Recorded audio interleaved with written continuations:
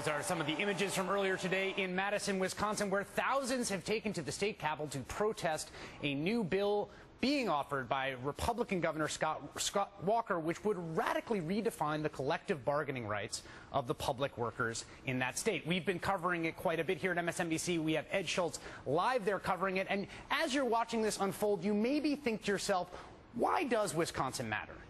You probably know in your gut that it matters. You can feel it viscerally. Obviously, we've devoted a lot of time to it here, but I want to take a moment to lay out why I think the stakes here are so high, why this is the biggest domestic political story in quite some time.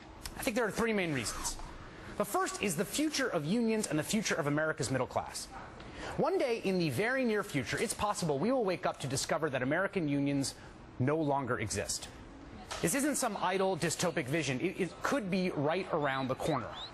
Private sector unions have been battered by decades of union busting and a sustained assault, leaving public sector unions as the most robust part of the labor movement.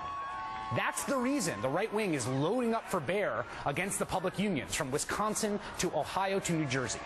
They represent the last true bulwark of the American labor movement.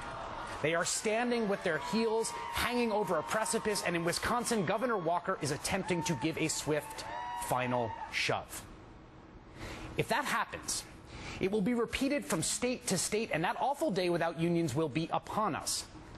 And when that happens, we will have lost one of the great forces of justice, equality, and dignity this nation has ever known, one of the great civilizing institutions in human history.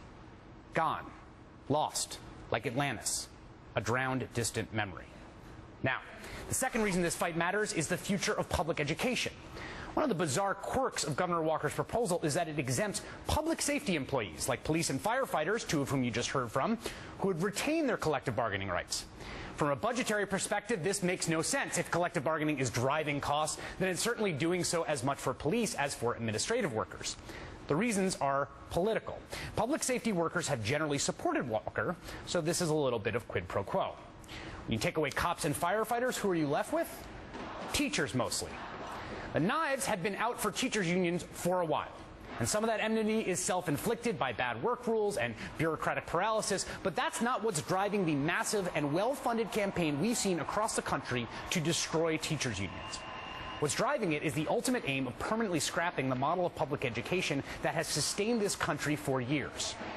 Teachers' unions are the stewards of preserving public education, which is the core element of our civic life, of the collective democratic enterprise that is these United States.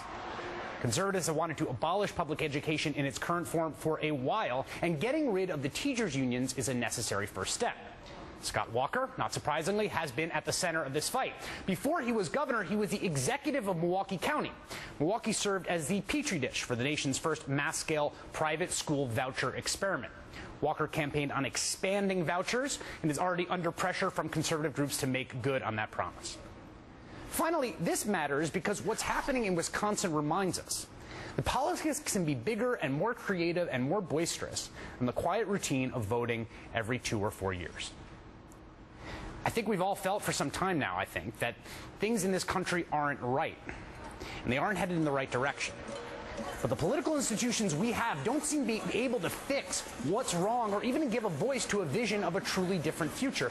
The people of Madison, Wisconsin have decided to mobilize outside of the confines of those institutions to make their voices heard through the time-honored and noble tradition of peaceful mass dissent.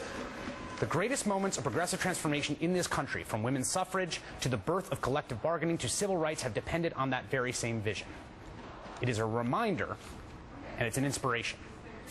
With me now is journalist and author Naomi Klein, whose books include No Logo and The Shock Doctrine, The Rise of Disaster Capitalism. Naomi, thanks so much for joining. I really appreciate it. Glad to be with you, Chris. So you wrote this excellent book that a lot of people have read, but maybe some of our, not all of our viewers have, called The Shock Doctrine. And it's funny because I've seen a few people recently talking about how what's happening in Wisconsin, they were skeptical of your thesis before, but what's happened in Wisconsin is making them a little more receptive to it. So I want you to describe what the thesis of The Shock Doctrine is and how it applies in what we're seeing play out in Wisconsin. Yeah, the thesis of the book is that the right-wing policy playbook is tremendously unpopular in a lot of places, particularly when it involves rolling back benefits that people have fought for. Everyone likes a tax break, but people are going to protect hard-won public services, public benefits, labor rights.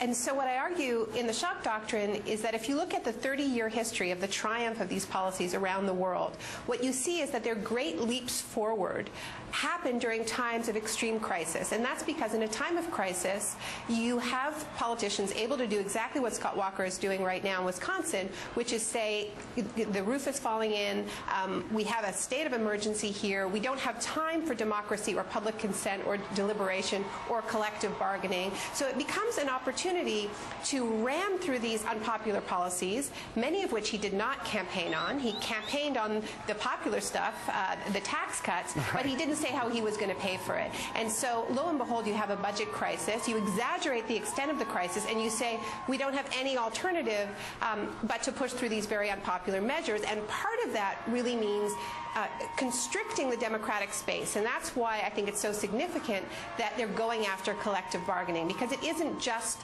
the particular rollbacks that they're offering for. They're trying to reduce the ability of participation of the workers in their own futures. It's a constricting of democracy. So it is pretty much a classic example of the shock doctrine. I have to say, I don't take any joy in being right about this, but I end the book by saying that the way you resist these tactics is by understanding that they're happening while they're happening. Because the reason why these tactics work is because when you do have an economic crisis or another kind of crisis like a natural disaster or even a war, people are terrified and they tend to put a lot of trust in their leaders. We saw this after 9/11. What's happening is in Wisconsin is an excellent example of what I describe as shock resistance, because people are naming this while it's happening. They're saying you're manufacturing a crisis so that you can exploit it.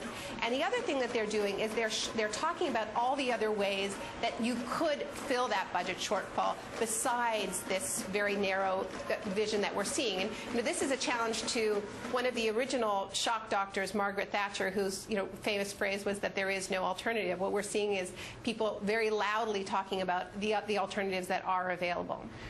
In just the last 60 seconds we have here, I wonder if there are connections you see between this. There's been a lot made of the connection between, the people in the streets of Cairo, and I think maybe that connection is not as robust as people seem to think it is. But there are other places we've seen this kind of shock resistance that can serve as a model. Yeah, I think maybe better than comparing this to Cairo would be comparing it to the incredible pushback we've seen in the UK and Britain to another anti-democratic attempt to push through very unpopular austerity measures by a coalition government that was not elected to do this, does not have a majority mandate to do it. And what you see in Britain is a very clear attempt to not only say, okay, we don't want our education cut, we don't want our health care cut, which is happening, but more important, you have groups like UK Uncut, which is now spreading to the U.S. A group called U.S. Uncut has cropped up, and they're planning actions on February 26th. And what they're doing is going after the corporations that are not paying their taxes, going after the tax dodgers directly at their storefronts. Companies like Vodafone, Topshop. Today there were big protests against Barclays Bank, and showing that if these corporations paid their taxes, then you wouldn't have to be gutting public services. And so I think that in terms of resisting the shock doctrine, you have to have your own story to resist the panic story being sold to you, and that's really key. Thank you so much, Naomi Klein. She is the author of The Shock Doctrine, which you should read. She's a colleague of mine at The Nation magazine. Naomi, thanks so much for joining me. I really appreciate it. Thanks, Chris.